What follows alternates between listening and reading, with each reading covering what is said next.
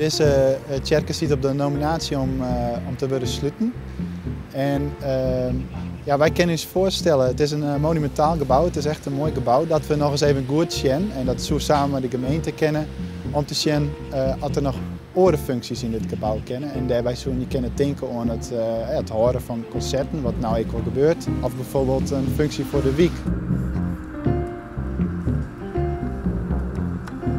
Die houdt het gezicht aan de stad, die maakt de stad herkenbaar, aantrekkelijk voor bezoekers. Dus daar moet je wat aan doen om die in stand te houden.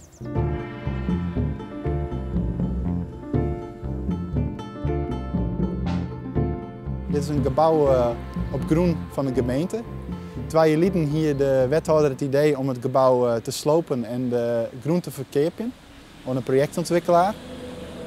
Maar omdat er net zo volle huizen gebouwd werden op dit moment, heeft de gemeente hier daar een stokje voor stutsen. En op dit moment wordt het gebouw heel goed gebruikt door een 40-tal bewoners en ik als atelierruimte.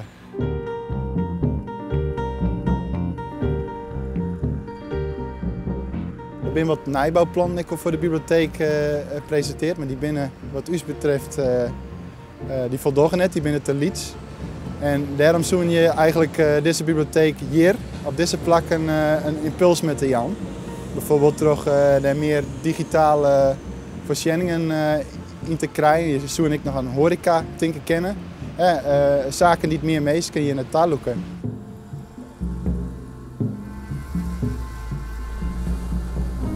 Het is altijd een kwestie van zien van